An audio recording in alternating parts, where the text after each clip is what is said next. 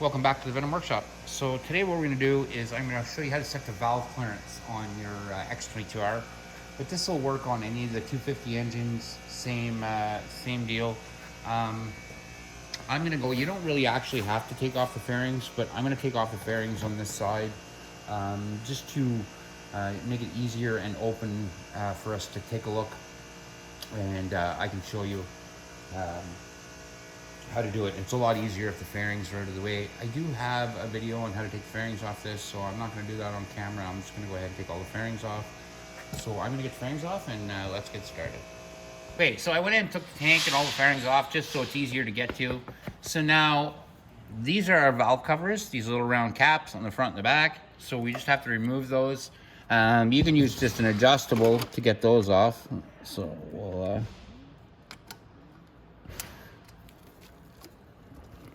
there we are.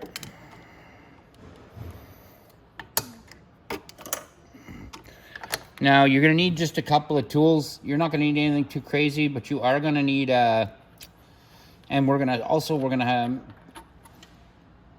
make sure that the timing is set too. So we're going to have to set the time. Right now we're just going to remove the valve covers, get them off, and we're going to need a set of feeler gauges. And you're going to probably need, I think that's an 11 mil right here. You're going to need an 11 mil wrench. So I got my two valve covers off. Now what I'm going to do is I'm going to set the timing. And to set the timing, to make sure that it's all timed on the timing marks, and that's the only way that you can do the valves, is we're going to have to remove this cover here. So that's two 8 mils. And we're going to pop this cover off, and we're going to get the timing marks, which are on the timing sprocket behind here.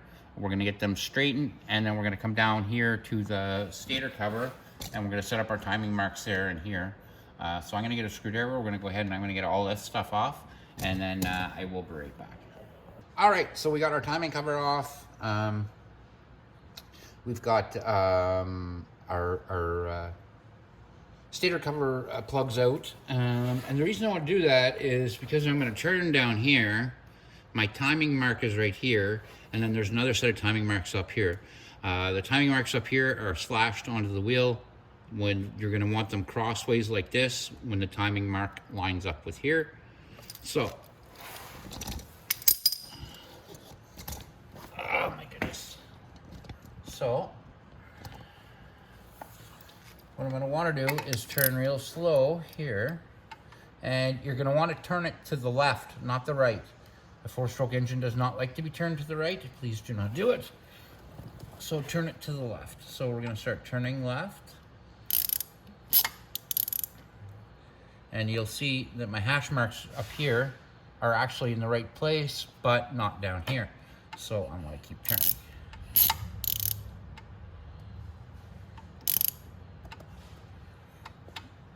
Okay, so now I'm getting to the forward mark, but that's not my timing mark. So now I want to go a little bit more to get to my timing mark, and I want to line that right up in there. And I noticed that on the top, I'm not completely in line there. If it was me and I was rebuilding this engine, I would actually go another link. I guess at the factory when they did this, they're just a link off. It's not a huge difference because there is a lot of different plate in there, so we can make it work like that. But like I said, if it was me and I was doing this correctly, I would actually throw that a link and bring that around one more. But we can still set the time like this. It's fine. I got my mark right here. It's my timing mark is right on the wheel, and this is almost in position, but it's not too bad. So now, when I come up to the top and feel my valves, I should have a little bit of play, just like that. Now on this bike, on the intake side, it's 0.003. On the exhaust side, it's 0.004 for this engine. And that just makes it run the best.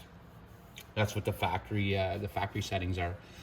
So 0.003 on the intake, 0.004 on the exhaust. So I'm gonna get my my wrench and we'll loosen those off. I'm pretty sure they're already at the place they're supposed to be. Well, the exhaust is a little bit off, but we're gonna get them set up like I said. So 003 on the front, 004 on the back, and so I'm gonna get my feeler gauges and I get my wrench, and we'll get started doing that. Okay, so I got my feeler gauges out. These are feeler gauges right here, and you'll see I've got 0.0003 and my 0.0004. So my 03, you'll notice that mine have like a little hook on the end. Oh, stop shaking. They have like a little hook, and it's just because I've used them so many times and they actually bend. You can buy them with the little hook bend in them, but I use these on so many different engines that it's just, it's pointless. Well, not just engines, I use it for a lot of different things. So that's why mine look like this. Now, what you're gonna wanna do is, you're gonna wanna loosen this nut right here, which is a 10 mil.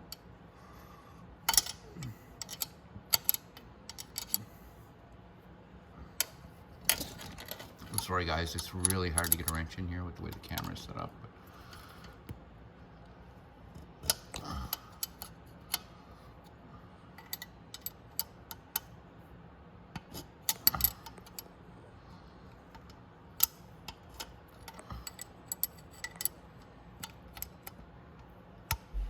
There we go. So I can loosen that off with my fingers now. And then I can, once that nut's loose, I can just turn that adjuster up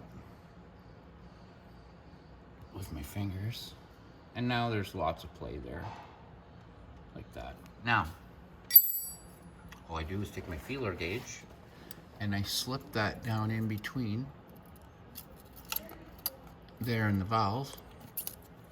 I know it's a pain. It's an even bigger pain if you have a camera in the way.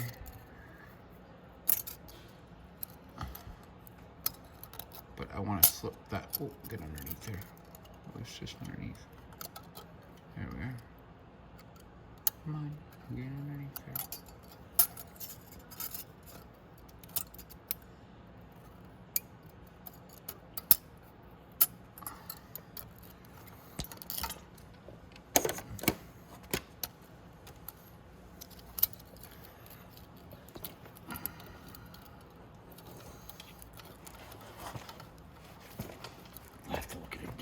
To see if I'm going underneath where I want to be.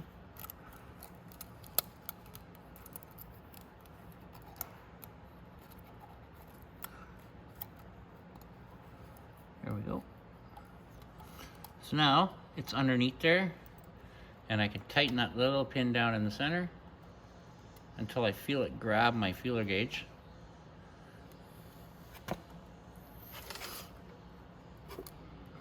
And I can feel it. See, it's grabbed on my feeler gauge now, like that. So I can go ahead and tighten down my nut.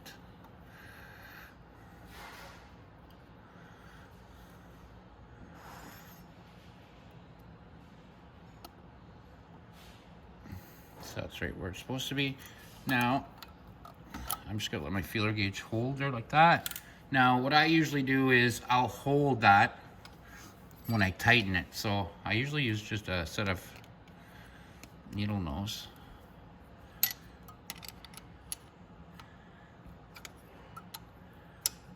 To hold that pin. There we go. Then I just have to slip my feeler gauge out like that. And that one's set exactly where it's supposed to be, 0003. Now just go up to the front one, and we're gonna do the exact same thing, but with our 0.004.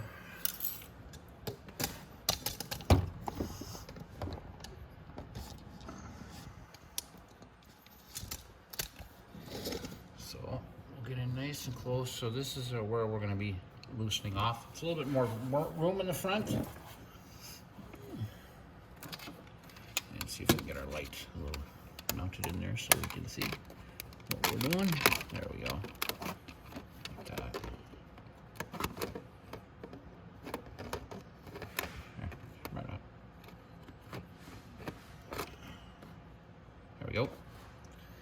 So we're gonna do the same back here. Now, this one didn't have much valve clearance to it at all. So what we're gonna do is we're gonna loosen this nut off. Same thing as we did on the other side.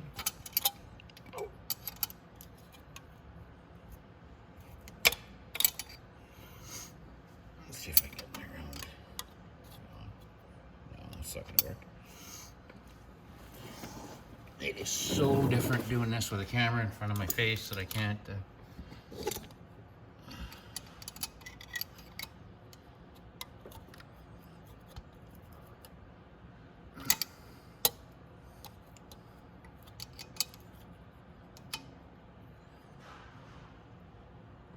There we go.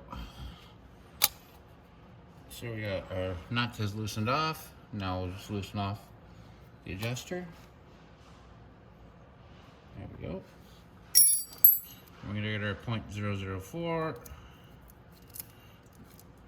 we'll slide it up underneath like this.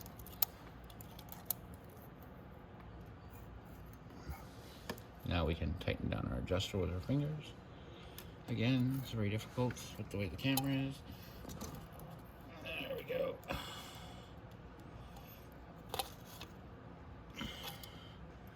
And once you do that with your fingers, it should hold your feeler gauge there.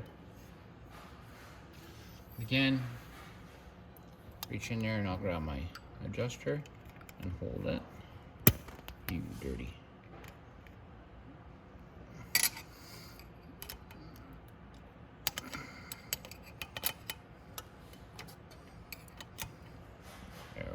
Go. There, my nut's nice and tight, just like that. I can pull my feeler gauge out like that, and .004 in the front, and that is how you set your valves. So now all we have to do is put our valve covers back on.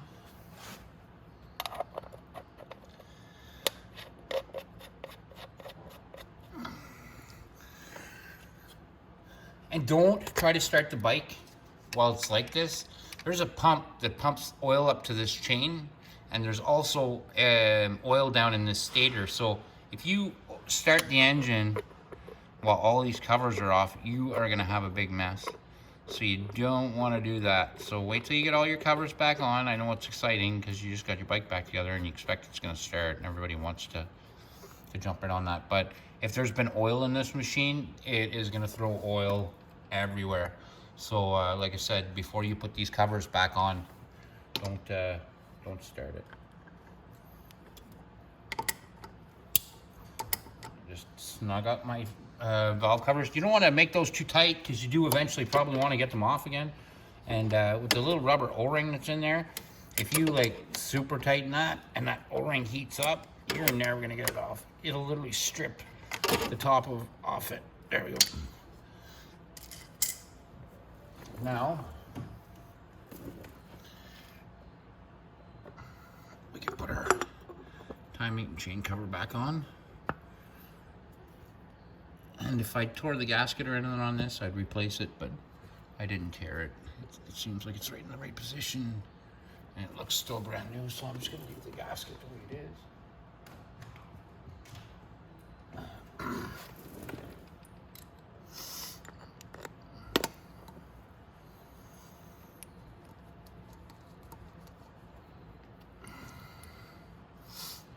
The next one in.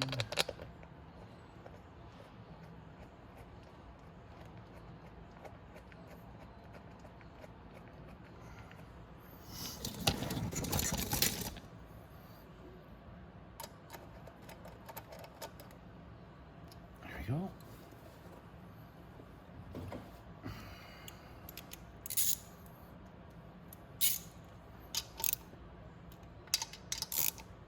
Okay, now we're going to put our stator caps back on.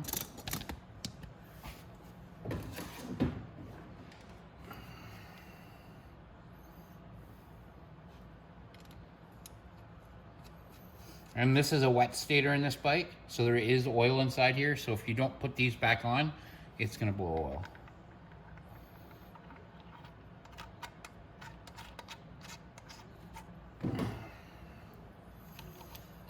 And again, just snug them in. Don't over tighten these or they're hell to get out. There you go. There we are. So that's it, guys. So that is how you set the valve clearance on our 250 engine. This will work on any of our 250 manual engines. The setting that the valve clearance on the GT, the automatic bikes, is a little bit different. But for our manual 250s, doesn't matter, fuel injected, non-fuel injected, all the same thing. That's how you set your valve clearance, and the valve clearance is going to be the same. So that's it, guys. That's how you set the valve clearance on a 250cc Venom engine.